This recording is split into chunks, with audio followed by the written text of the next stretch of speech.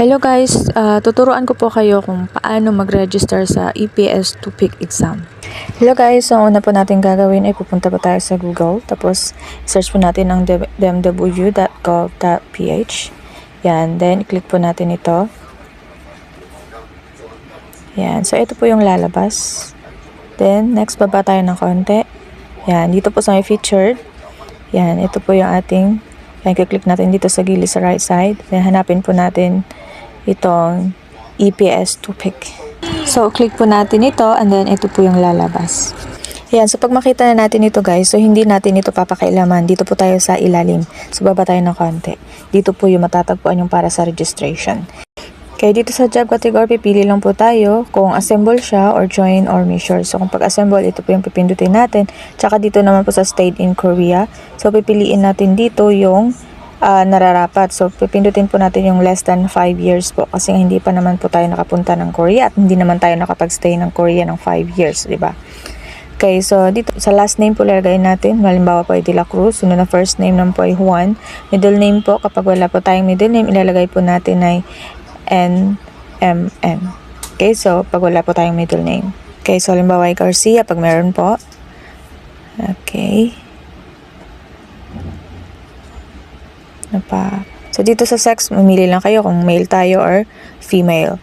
And then, birth date natin, number lang po yung susulat natin. Then, sa passport number natin, huwag po natin kalimutan. Tsaka yung passport validity. So, dapat meron na po kayong kodigo para hindi po kayo mahirapan. And then, email ad din. Tapos, sa number naman, wala na pong 0 dyan kasi may +63 na po. At saka pagdating naman po dito guys sa may province, so ilagay nyo kung anong province kayo. Tapos pagdating sa city, so maraming namomroblema dito sa city kasi nga minsan po hindi makikita yung city or hindi makiklik. So ang gagawin po ninyo, katulad ng ginawa namin dati, pag hindi nyo nakita yung city ninyo or hindi maklik, so maghanap po kayo ng ibang city muna na i-click ninyo. And then, pag na-click na yon, then hanapin nyo ulit yung inyong city. Pag hindi pa rin, balik-balikan nyo lang po.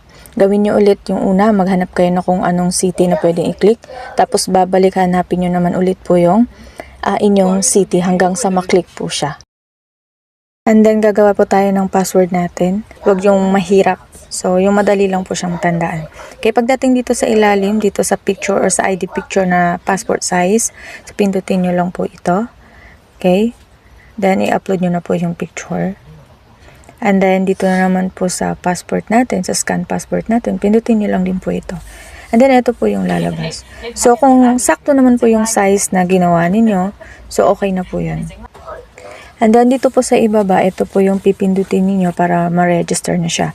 Pero bago nyo po yan siya pindutin, balik po muna kayo sa itaas, saka i-review nyo muna lahat ng mga nilagay nyo po. So, check nyo muna lahat-lahat bago nyo po pindutin. Then, pag napindot nyo na po, ito na po yung lalabas.